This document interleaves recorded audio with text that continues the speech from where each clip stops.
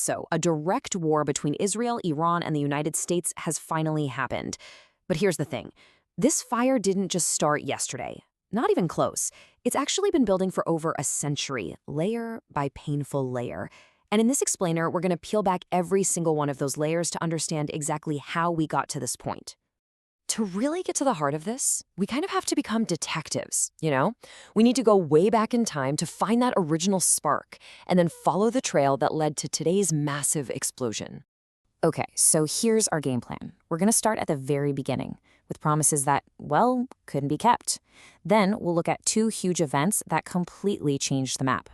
We'll trace Iran's whole strategy of a shadow war, see how that blew up into a real war, and then finally, we're going to tackle the most difficult question of all. Let's start with the foundation, the absolute bedrock of this entire conflict. Before all the countries and the modern borders we see today, there was just this one piece of land, and two very different groups of people were promised that exact same piece of land. And right here, this is the original sin of the conflict.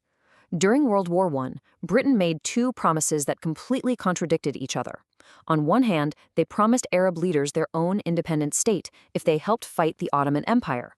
But at the very same time, they issued something called the Balfour Declaration, promising to support a national home for Jewish people in Palestine. It was a completely impossible situation from day one. And that impossible promise, it set off a chain reaction.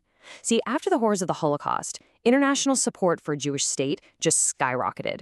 So, in 1947, the UN proposed splitting the land. Jewish leaders said yes, Arab leaders said no. Then, in 1948, Israel declared its independence, and literally the next day, it was attacked by 5 neighboring Arab nations. When that war ended a year later, Israel had won, but it came at a staggering human cost. 750,000 Palestinians had either fled or been forced from their homes. For Palestinians, this event is known as the Nakba, which means the catastrophe. And that feeling of loss, that grievance, it's the foundation that echoes through this conflict to this very day. So you've got this original sin, this foundational conflict. But then 2 seismic events happened that basically poured gasoline all over that fire. We're talking about a lightning-fast war and a revolution that turned a friend into a mortal enemy. The first event was the Six-Day War in 1967. And I'm not exaggerating here, this is arguably the single most important event in the modern Middle East. It was a totally stunning and decisive military victory for Israel against its neighbors. Just look at the numbers. The scale of the victory was just staggering. Israel lost around 700 soldiers. The Arab armies, they lost nearly 20,000. But the biggest consequence wasn't the casualties, it was the land.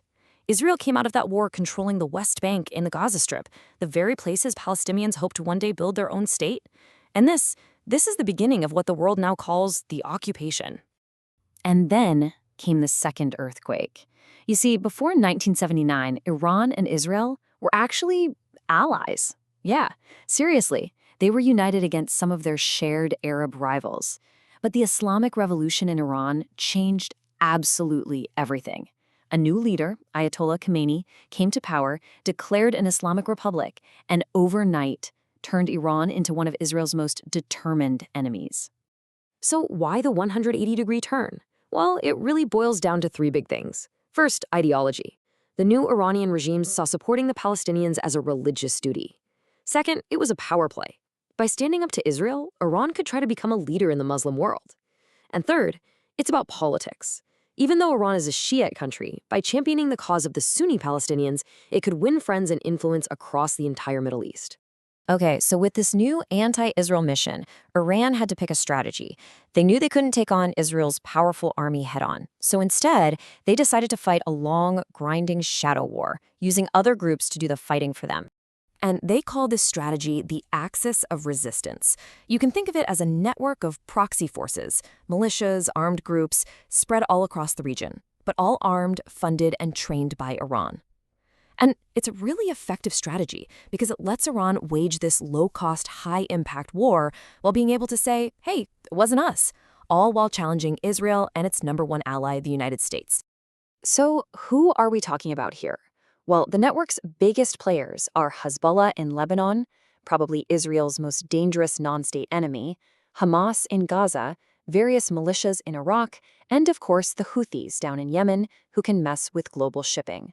Together, they form what you could call a ring of fire around Israel. So what's the end game with all this? Well, as one analyst, Afshan Ostavar, put it, the goal is to slowly strangle Israel. Not with one giant, decisive war, but with a whole series of smaller, destructive, and basically unwinnable conflicts that just bleed Israel of its resources, its soldiers, and its morale, decade after decade. For about 40 years, this shadow war was just the way things were. It was the status quo.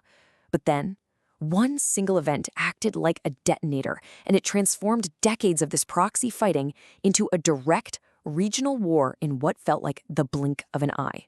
The speed of the escalation was just terrifying. It all kicked off with the Hamas attack on October 7, 2023.